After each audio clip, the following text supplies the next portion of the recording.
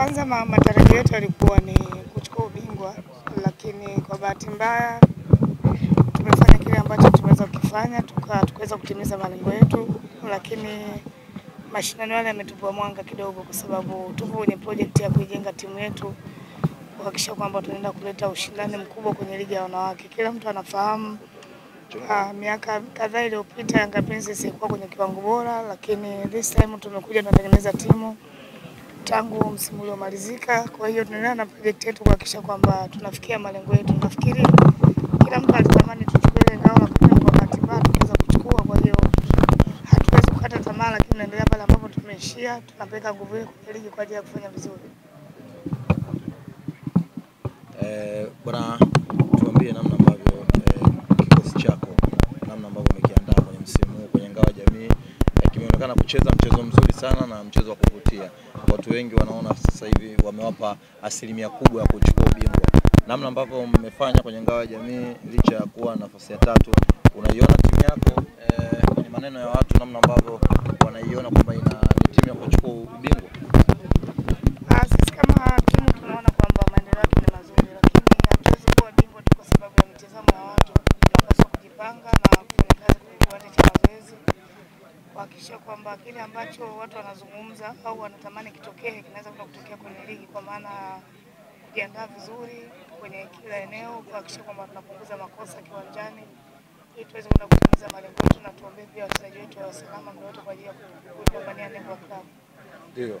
Unamzungumziaje bwana rais, bosi wako, rais wa klabu ya Young Africans, lakini pia sasa hivi tunaona amepata nafasi ya ujumbe ndani ya FIFA kule katika kamati za mashindano ya timu za wanaume. Kitu gani ambacho unaweza kumwambia? Amepata nafasi kubwa kwenye shirikisho la mpira barani duniani kote, FIFA.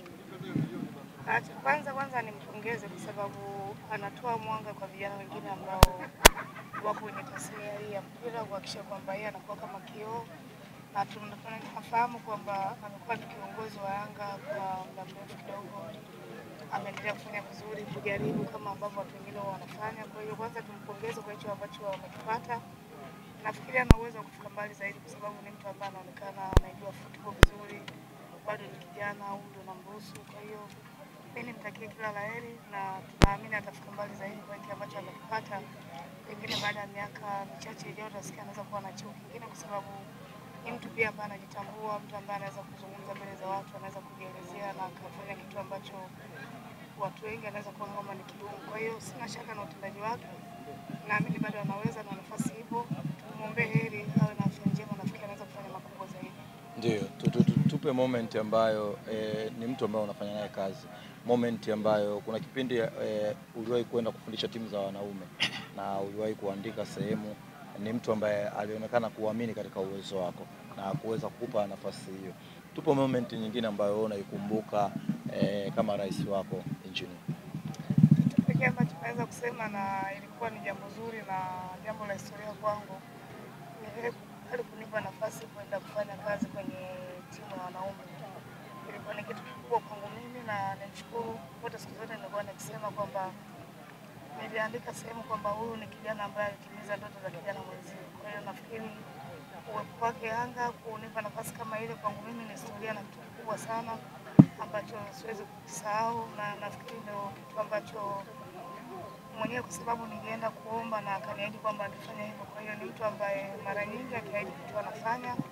Lakini nizungumze tu kwamba engineer ni mtu ambaye ana mapenzi na watu wengi, anazungumza nao vizuri, marafiki wengi, lakini kiongozi ambaye anapenda watu wanafanya kazi. Yaani kama ufanye kazi vizuri, basi hawezi kuwa rafiki yako na hawezi kufeva kwa chochote, kwa sababu yeye ni rais wa klabu.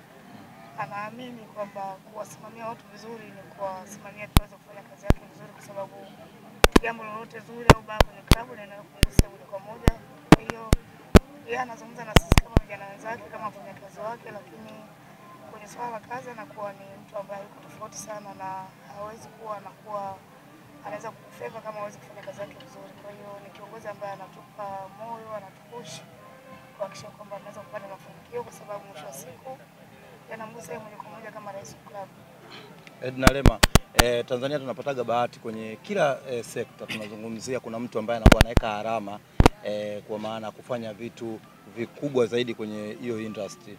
Ukiangalia kwenye mpira kama kina Samata, kwenye muziki unaona kina Diamond. Unadhani kwenye mpira especially kwenye soka la wakina mama wanawake, unadhani wewe ni mwanamke au kocha mwanamke ambaye umeweka alama kubwa zaidi, na kama ni kweli ni nini ndoto yako sasa kutokea hapo?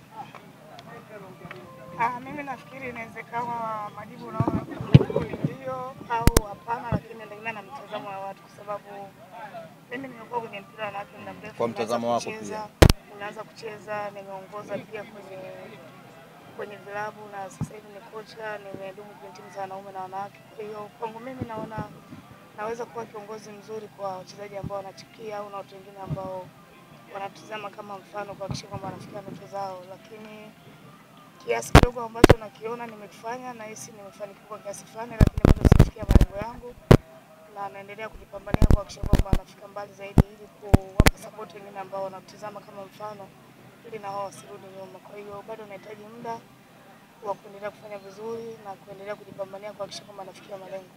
Shukrani.